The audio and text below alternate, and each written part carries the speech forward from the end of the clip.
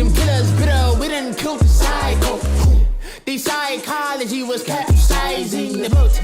We were too divided to fight it. You and I reunited. Galaxy Entertainment, apply pressure. Got a powerhouse today, man. Powerhouse. Hey, man, we talking about businesses. You know, got a lot of business owners, entrepreneurs on the panel. You take a risk when you're doing business on your own. You know, you talk about that risk that you take in comparison to just having a regular job.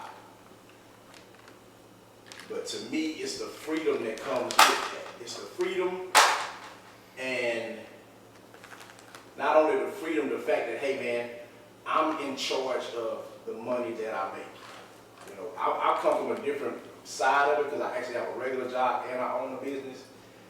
You guys are doing something, going above and beyond.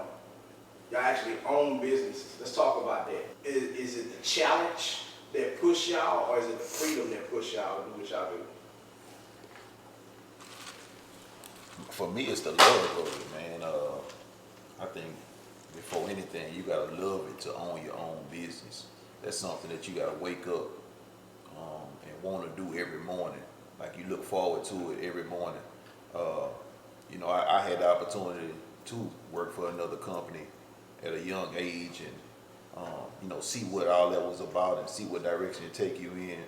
And now I saw that I wanted to branch out on my own. It was just that love of it, you know, that just kept me going and keep me going. Just knowing that I can come in and my professionalism and you know, my I guess I could say my career in this leads me to just know I can be successful because I was successful for somebody else for so long. You know, and you think about family and everything else after that. It's like, hey, this can take my family to another like tax bracket or whatever it may be, comfortability, you know, whatever it may be that you're looking for within that business, and for it to take you there, because you know, in order to stay in that business, it's definitely, you got to have that success. And even, you know, the days that you don't have the success, I think that's what make the best businessmen and women, because you got to figure those days out. And either you can come out of those days hating what you used to love, or you can still have that same love for what you love. I heard, not to cut you off, I heard one guy say, it's one thing to say, I work for somebody. It's another thing to say, hey man, if my son or my kid walking here, they can get money out of the cash register if they choose to, because it's mine. You know, that's a different feeling. You know, hey, when I die, you got this. I leave this to you.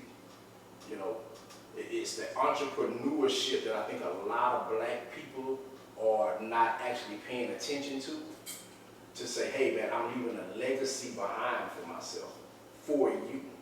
You know, we don't talk about that within our community as much. About leaving legacy. You got something? That's deep. No, brother, you hit it on the head. I'm kind of a dual enrollment person, you know, a small business owner, and I'm also an educator by trade and by nature. But the fear, man, you know, that's something we don't talk about enough in the black community, man. I come from two hardworking parents, and we preached education, go to college and do this and do that. And it's kind of like Kanye West said, what you gonna do with all these degrees? In hindsight 2020, if I could do it all over, I would have had a couple of business endeavors when I was about 18, because that's when you're meeting people, that's when you're bonding, that's when you're connecting, that's when that ingenuity, that creativity is flowing. And me and him talk about that all the time, man. That's a conversation that's not held enough in African American households, man. And today I think we just in a better place to where there's no more bondage, no more fear. And I'll be honest, man, that whole PPP thing, man, it created a spirit of entrepreneurship within the African American communities. Now I know some people ain't did the right thing with it, man, but I know some people that did the right thing, and they tell me, Jory, I'm never going back to work for somebody else. How have I been slave driving myself for these people and not getting the return of investment on the energy and time that I'm putting in? So no, you're definitely right. It's a conversation that needs to be had. You know, you talked about that. You said that we don't have these conversations, and you talked about the PPP. I'm never going to work for somebody else. How much work and time you put into another person's business to make them rich. You know, I work, and when I go to work, I'm 100% in. So if I'm 100% in on somebody else's product, why am I not 100% in on my own? Yes, that's basically like, as me, since I really chose the situations from me and my family, like we had it, then we didn't have it, like father lives, and then it didn't come from work, and it didn't come from work, and I'm honest, we can say that I never had that type of household, you know, but the way that my mama took made me want to be a leader to make sure everything right for everybody. So I always wanted, like, my race. It never been about just my family, my friends. I want to help a lot of people, like, get the whole black race to learn. So we need to stick together, and we need to build this up to where we can have way more, not just for my kids. I can pass that to them. I'm trying to the whole black race be comfortable, just like the rest of the races are. And you know, you talk about, go ahead, I'm sorry. I want to say, like like you said, they don't invest in a legacy. They don't even invest in or put time aside to make a will in our community as black people, let alone a legacy. Yes. Mm-hmm. So I mean, that's so far fetched, and we are not even stopping. We all know we have an expiration date. Nobody's planning for that. Yeah. They living like there's no tomorrow, but nobody's planning for that. You know. Yeah. We got Mr. Jerry Adams here today, man. Long-time business owner, man. I actually did my taxes there when I was married at the time, and I want to make sure that everybody know who you are, man, and make sure that they recognize we have a veteran in here that actually like laid a foundation for everybody. Great inspiration to a lot of people. Well, thank you for having me.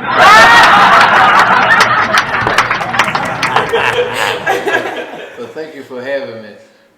You will find that the older person before you, when you were segregated, they gave you what they had because you were directly in line under them. Amen. As time progressed and people got a chance to spread out, they start being diverse and they stop looking out for the one under them.